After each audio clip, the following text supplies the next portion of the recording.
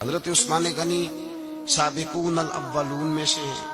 حضرت عثمان غنی میں 2-3 چیزوں کا بڑا غلبہ تھا۔ سخی تھے تو دریا سے بھی زیادہ سخاوت فرماتے تھے۔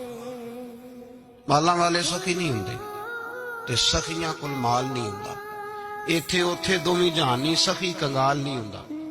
میاں صاحب نے کہا کہتے یہ نہ سمجھنا کہ جو امیر آدمی ہے وہ سخی ہے، نا او بھائی جب سخاوت کرتا ہے تو پھر مالدار رہتا ہی نہیں۔ سخاوت مالدار تو وہ رہے گا جو پیسے جمع کرے گا، تو جس نے جمع کرنے ہی نہیں، جس نے جمع کرنے ہی نہیں اس کے بعد پیسے کیسے اکٹھے ہوں گے؟ جس کو سخاوت کرتا دیکھو سمجھ لو کہ یہ مالدار نہیں، یہ سخی ہے۔ حضرت عثمان غنی رضی اللہ تعالیٰ عنہ بہت بڑے سخی تھے، اتنے بڑے تھے کہ غنی کہہ دیا اللہ کے رسول نے۔ عثمان غنی تھے، ہر وقت ہی سخاوت، ہر وقت ہی سخاوت۔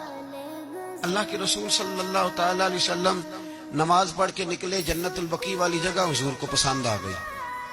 فرمایا کچھ صحابہ آتے ہیں یہاں تو انہیں سواریاں کھڑی کرنے کا مسئلہ ہے، آج کل نہیں مسئلہ ہوتا پارکنگ کا، اس زمانے میں اونٹ گھوڑے باندھنے کے لیے حویلی چاہیے تھی، تو حضور علیہ السلام آ کے بیٹھے تو فرمایا جگہ بڑی اچھی ہے، کبھی مل جائے نا تو صحابہ کو سواریاں باندھنے کے لیے اچھی رہے گی۔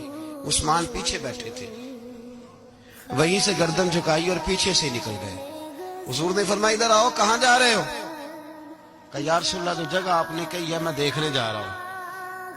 تو حضرت عثمان غنی دیکھنے گئے، جب واپس پلٹے تو میرے کریم نے فرمایا عثمان دیکھ آئے ہو، دیکھ آئے ہو، دیکھ آئے ہو؟ عرض کی محبوبہ دیکھنے کی آتی، تجھے پسند آئی تھی میں خرید آیا ہوں، خرید آیا ہوں۔ دیکھنا آنا جانا یہ تو وہاں ہوتا ہے جہاں سودے بازی ہو، رنگے چمن پسند نہ پھولوں کی بو پسند، ہم کو ہے وہ پسند جسے آئے تو پسند۔ بات ختم ہو گئی، آپ کو پسند آئی تھی میں نے خرید لی۔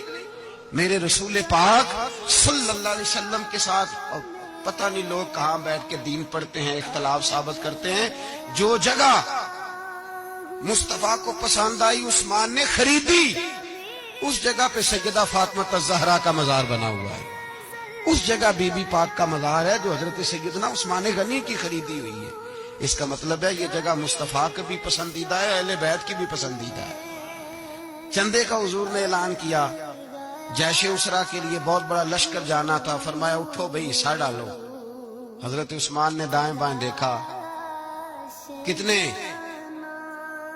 بہت زیادہ سپاہیوں کے لیے بہت زیادہ سامان چاہیے، قحط کا زمانہ ہے۔ جناب عثمان اٹھے کا یا رسول اللہ 100 فوجیوں کا خرچہ، ان کا گھوڑا بھی دوں گا، گھوڑے پر رکھنے کے لیے یا رسول اللہ صلی اللہ علیہ وسلم جو کجاوا ہوتا ہے، کاٹھی ہوتی ہے، وہ بھی میری، فوجی کی وردی بھی میری، اور جب تک واپس آئے گا تب تک سارا کھانے کا خرچہ بھی میرا۔ نبی پاک صلی اللہ علیہ وسلم مسکرائے، فرمایا عثمان اللہ تجھ سے راضی ہو۔ تھوڑی دیر کے بعد فرمایا پھر اٹھو بھائی۔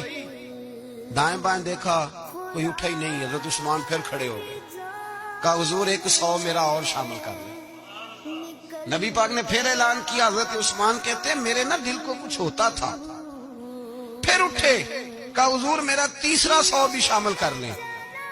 فرماتے جناب عثمان غنی چوتھی دفعہ میرے مصطفیٰ نے اعلان کیا تو مجھ سے نہ ہی رہا گیا، میں نے کہا محبوبہ اعلان نہ کرو، آپ اشارہ کرو، عثمان کے پاس جو کچھ بھی ہے وہ محمد عربی کے قدموں کا ہی صدقہ ہے، آپ اعلان کرو، حاضر ہے، ہر شے حاضر ہے، پھونک پھونک کے دینا، دیکھ دیکھ کے دینا، یہ تو وہاں کا سودا ہوتا ہے جہاں سودے بازی ہوتی ہے، لیکن یہاں تو یا رسول اللہ جب تک بکے نہ تھے کوئی پوچھتا نہ تھا، یہ تو نے خرید کر ہمیں انمول کر دیا۔